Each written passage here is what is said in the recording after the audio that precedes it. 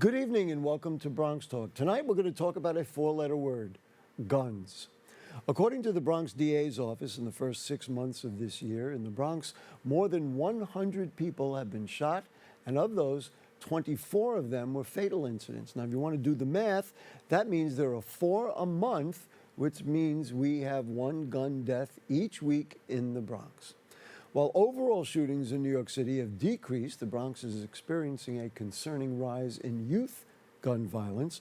Our guests tonight are part of an organization that's been fighting gun violence for more than a decade with carefully thought out, interesting tactics. They've also recently put out a compelling film about gun violence. SUV, Stand Up to Violence, is Jacobi Medical Center's violence prevention initiative.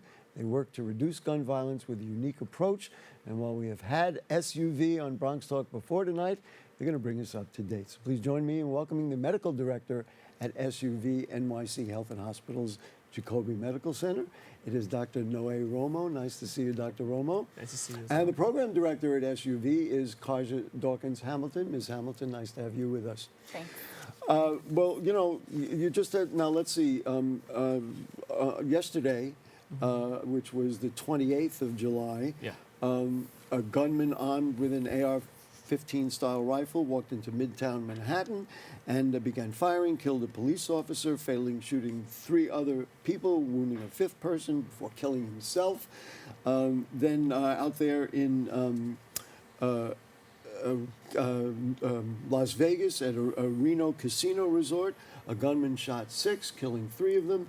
And in the Bronx on July 28th, on a Monday morning, 2 days after a young man was shot and wounded on the same desolate block right in Jacobi's coverage area on Brush Avenue and Schley Avenue about 6 a.m. on that day, not too far from Jacobi. Before we get into all the specifics, and I asked you this beforehand, but I didn't get the answer yet.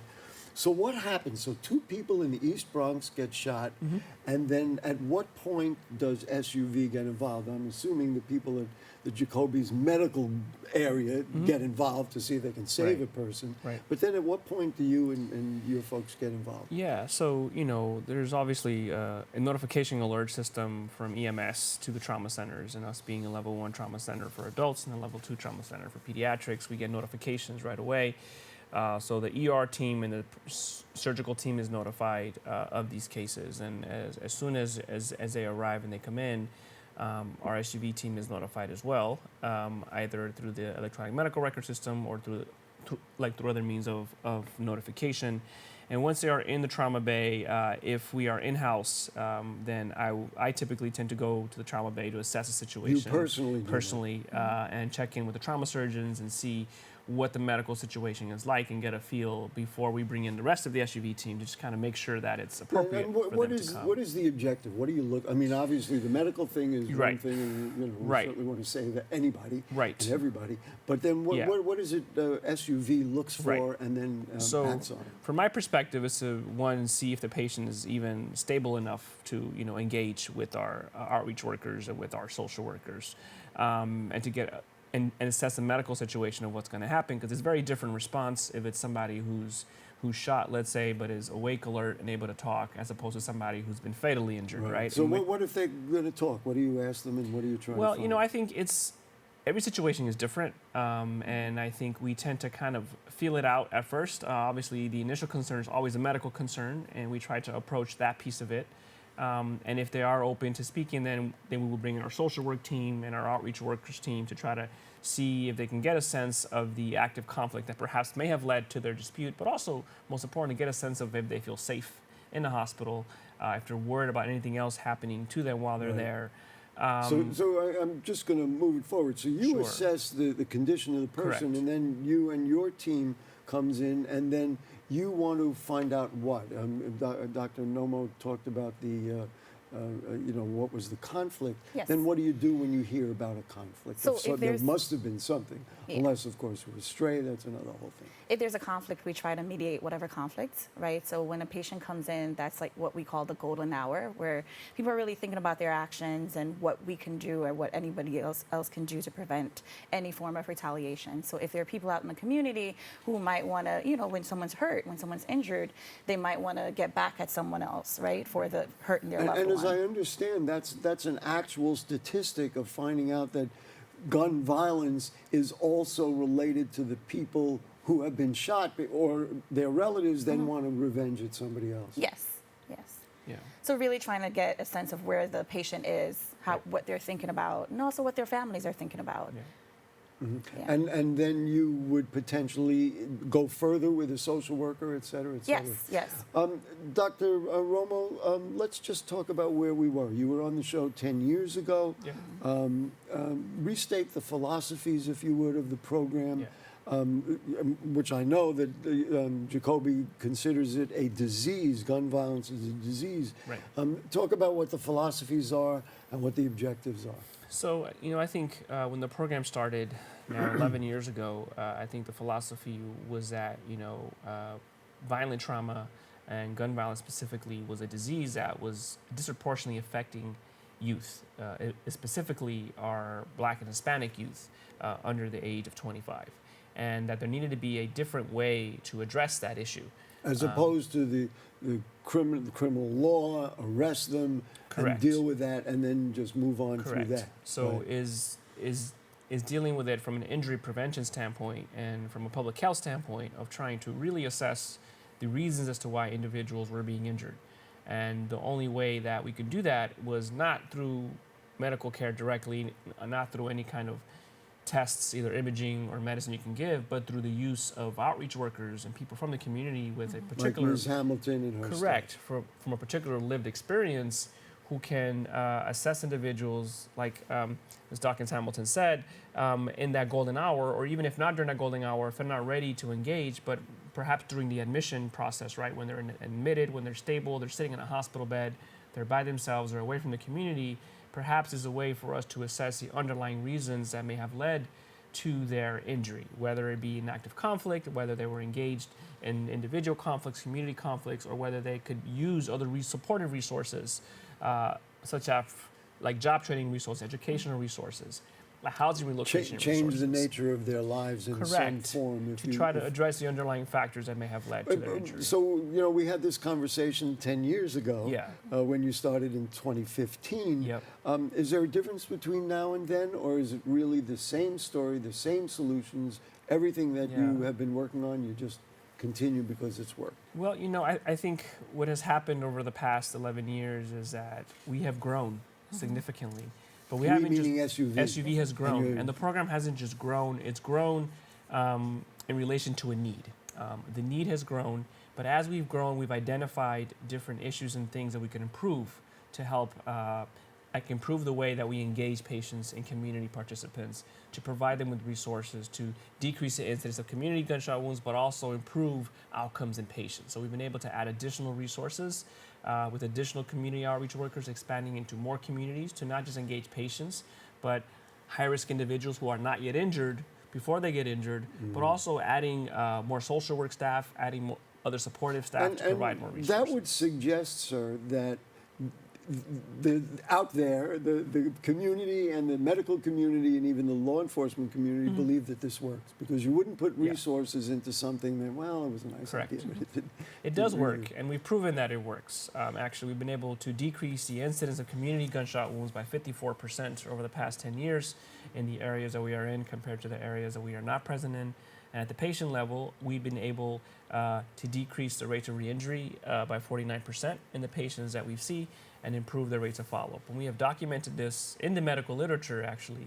We published the first article in the medical literature showcasing the use of our hospital violence intervention program to decrease the rates of re-injury in young men and women under the age of 24. Well, we certainly want to focus on youth violence, and that brings you, Ms.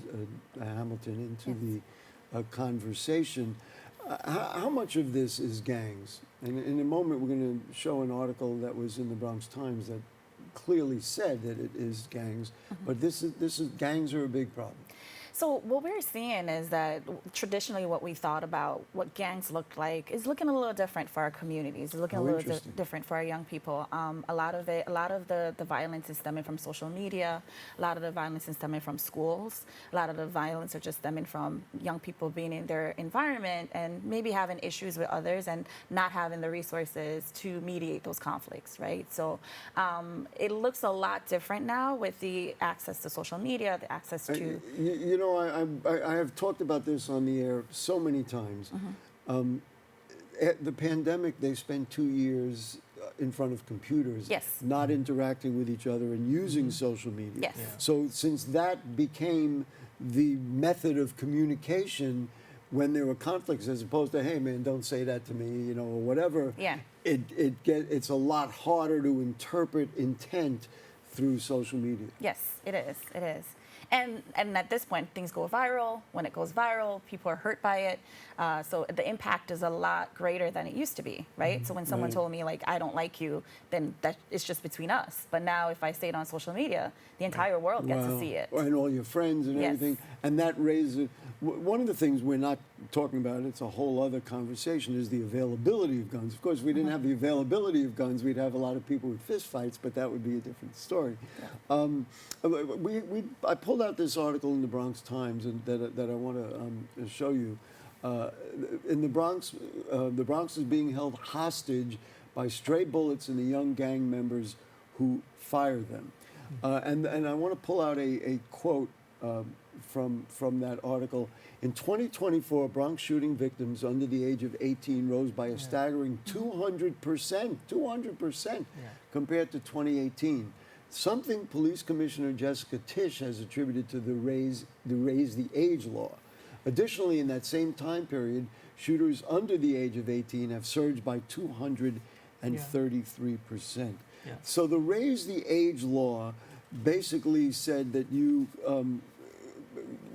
the age of criminal responsibility was raised from 16 to 18. What the commissioner is suggesting that if you're 16 or 17 years old, or 18 years old, your considerations in pulling a gun are different. You know what I mean? It seems to me, you know, how do you view all that? So the way I look at youth violence is if children don't feel the warmth of a community, there's someone once said this, if children don't feel the warmth of a community, they will burn down the village, right? So if they don't feel the warmth of a community, they don't feel accepted, if they don't feel love, if they're not resources, if they're not things that are helping them thrive and succeed, then what's the point? What's the point of thriving? What's the point of succeeding? So I think we really have to think about how our young people are viewed, not only viewed, but also what resources are available to our young people. You know, what after school programs are available to our teenagers, what sports programs are available to our teenagers. A lot of things got shut down during a pandemic, and I don't think we've quite recovered from that. And so just to go, that was my point about interpreting what the commissioner said. To me, there's not a lot of difference between a person who's 16, 17, or 18 and commits violence. Yes. And if the objective is to get those people treatment instead of locking them up, that's not going to make a difference as to whether they pick up that's Gary's editorial point. What is the relationship with NYPD? We talked about this beforehand. Obviously, we need the police force. We want Yes. the police to protect us, and you know we love and respect all our police officers. Yep. But the relationship between the people who either have gotten shot or involved in kind of this gang thing and the NYPD is not good, which creates, you know, some difficult tension. So how do you view that in this whole spectrum of trying to deal with people who've been shot? So for us, our relationship with the police or the police I'm sure it's department, fine. what we really do is try and get as much information from them as possible. Like, how can we, you know, really be able to integrate into the communities? What are they seeing in the communities in terms of youth violence? And it's a one-way street. So they'll give us the information if they want to. It's up to them, solely up to them. And if they do give us the information, we're able to kind of tackle it from that perspective.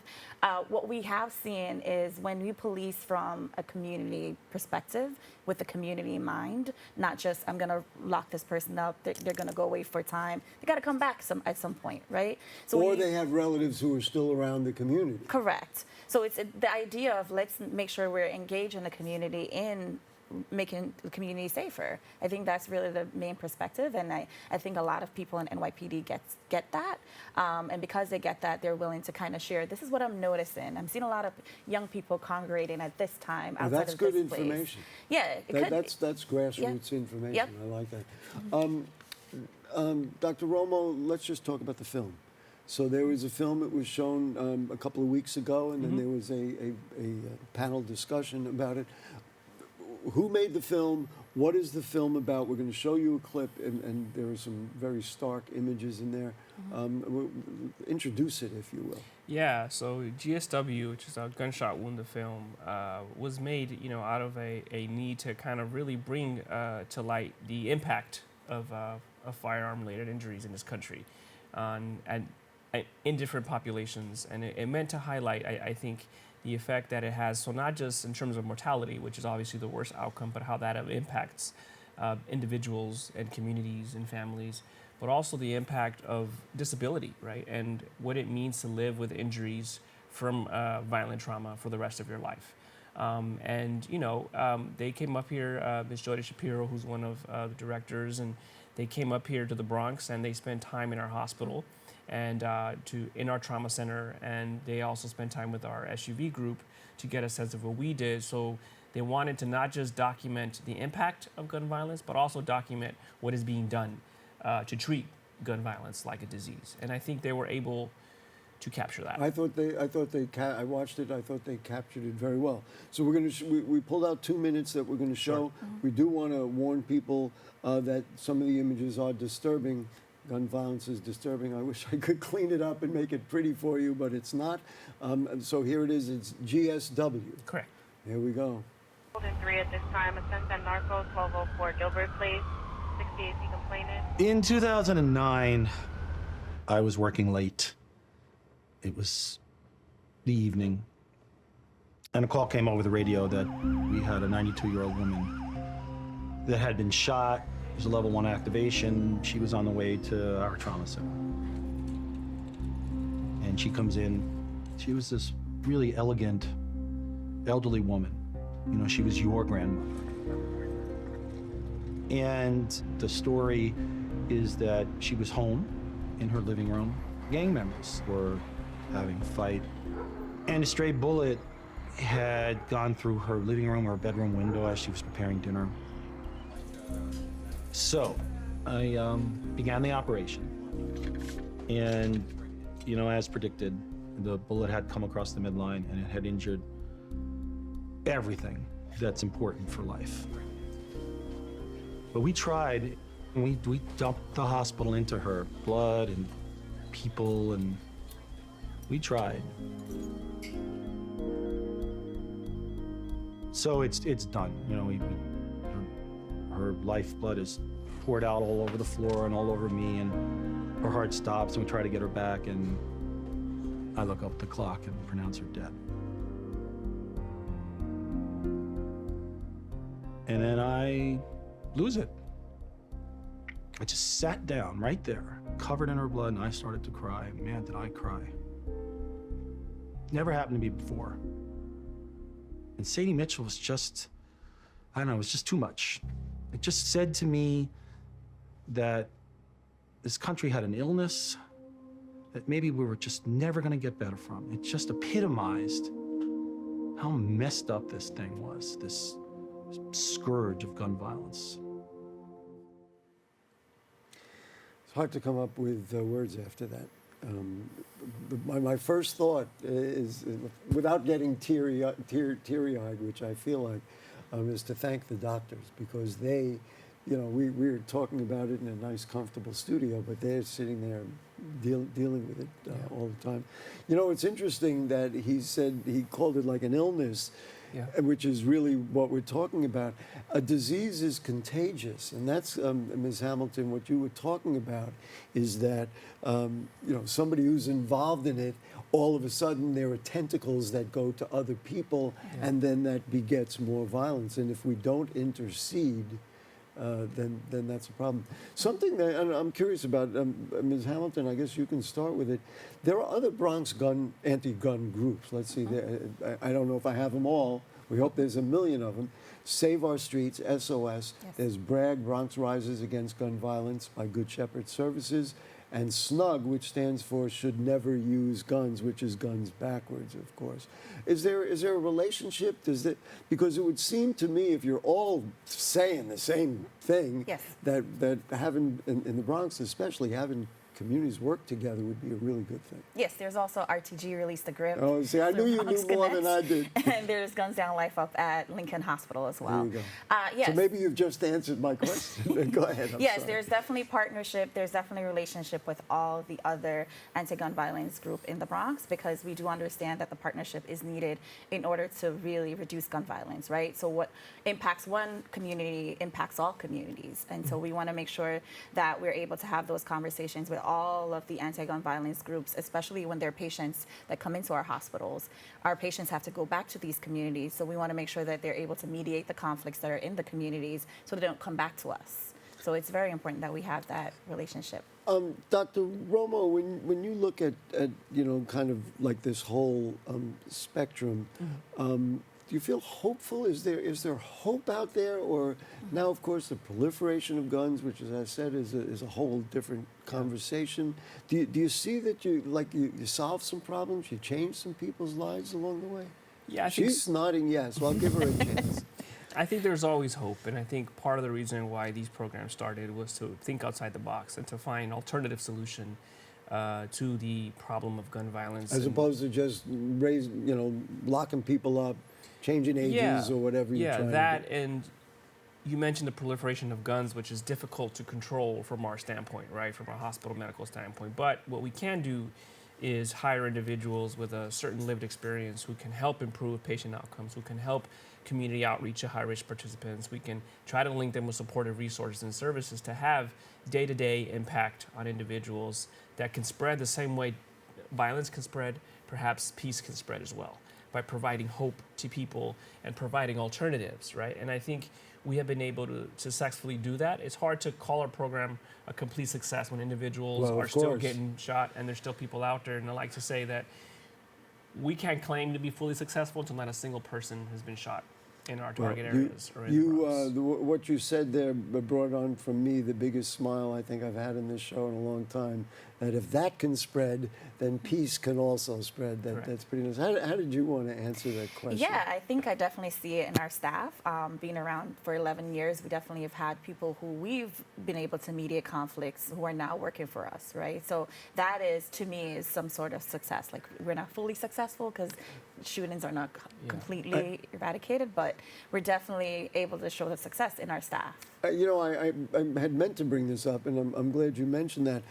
A lot of the people, how big a staff do you have? They may even be volunteers. I mean, you can characterize it any way you want. And a lot of them are former gang members, et cetera, et cetera. I would think that, frankly, you or I, or even you entering into the conversation is not as effective as somebody who's lived it. Correct. Yes, so all of our staff are leaders in their communities, and so they're able to affect change in their community. So they're able to, again, be able to say, put the guns down, and people actually do listen. So, yes. How big is staff? So in terms of our staff, since we started, we have definitely grown. When Dr. Romo was here back in 11 years Staff ago. of 7. Yeah, staff of 7. And now we're about a staff of almost 40. We've been able to Wow. add more outreach workers, but also we've been able to add a mental health component of our program, focusing on adding more social workers. We have a psychologist who is on staff. We have case workers, employment specialists, really being able to provide more wraparound services to our clients. And having it in the context of a hospital is pretty interesting. Yes. I mean, you have a section, you have offices and all that. Yes. In the hospital. Dr. Romo, can this be duplicated? Is it being duplicated? Yeah. Does it make sense? Maybe even for rural areas, not only urban areas. What do you think? The SUV program was the first hospital-based violence intervention program that was fully funded by New York State, the Department of Criminal Justice, through the I'm SNUG curious, program. did you invent it? Was it your brainchild? You can't take the I cannot credit say for it. I invented it. I was Oh. involved in the I was initiation. trying. So I was sorry. involved in the initiation of the program along with multiple other people. Others, okay. But being involved from the start, our program is considered a model program for the rest of the state to follow suit. And now the New York State Department of Criminal Justice Services and the SNUG program is expanding statewide. So now we have Statewide. a first ever of its kind statewide network of hospital violence intervention programs that has spread, and I am now the acting medical director of that initiative as well to spread statewide. So now we have programs in Albany, we have programs in Rochester, we have programs in Buffalo. What am I missing? Syracuse? No, not Syracuse. Syracuse, DMC. Rochester, I mean, Erie there's County. Kingston. Buffalo, Erie County, and we're looking to hopefully expand through other parts of the state, perhaps to Long Island and perhaps to the Mid-Hudson Valley as well. And a lot of this programming is partially at least based on some of the program that we have done here at Jacobi in the Bronx. Do you have to go a long way to convince people? Like, or when they hear what you say, just like I did 10 years ago, I said, well, this makes sense. Yeah. Or do people are like, no, we gotta handle it through our laws and through our criminal justice I think system. everybody requires some sense of convincing when it's something outside the box. But I think when you've been able to prove that it works, you'll be able to have the data to support, and you have an evidence-based approach, it makes Show it 'em more the film. tangible. Show them the film. Ms. Hamilton will give you the final word. What's the message for you today? Do we want to recruit volunteers? I mean, and also another message to the public of just about what we're seeing and how we can solve it. So my message is, our program is really here to reduce gun violence, to help end gun violence, and also heal communities. And I think my message is, as a community, all of us has a part to play in that healing. And if we can all get a young person to really try and help them throughout their journey, that will be helpful because all of our young people do need our support and do need our help. And if you want to volunteer with us at SUV, we're always looking for volunteers. We're always looking for support. So just reach out to us on social media. On social media, or you can go online and Yes. see the website and all that kind of thing. Yes. Is there an email or other ways of getting to people? Yes, if people want to reach out to us, our email address is jacobisuv@nychhc.org, jacobisuv@nychhc.org, or you can give us a call at 718-975-6312. 6312, 975-6312. Dr. Noe Romo, thank you so much Thank you. for not inventing it, okay, but really and the notion of moving it to other places is really a very, very exciting one Yeah, to think very about. much so. And we'll watch how that goes. Let's hope the numbers keep going down. And Carjah, Dawkins, Hamilton, thank you for your commitment to the people of the Bronx, keeping Thank us you. all healthy and safe and happy. Thanks. And I'll say the final word. Put down the guns. Find another way. That'll conclude the program. I want to thank our producer, Rebecca. I can't talk enough about it. Rebecca Hemmick, thank you. Our BronxNet production and editing crew. And, of course, to you two. Always about the people of the Bronx. And we'll see you next time. Good night.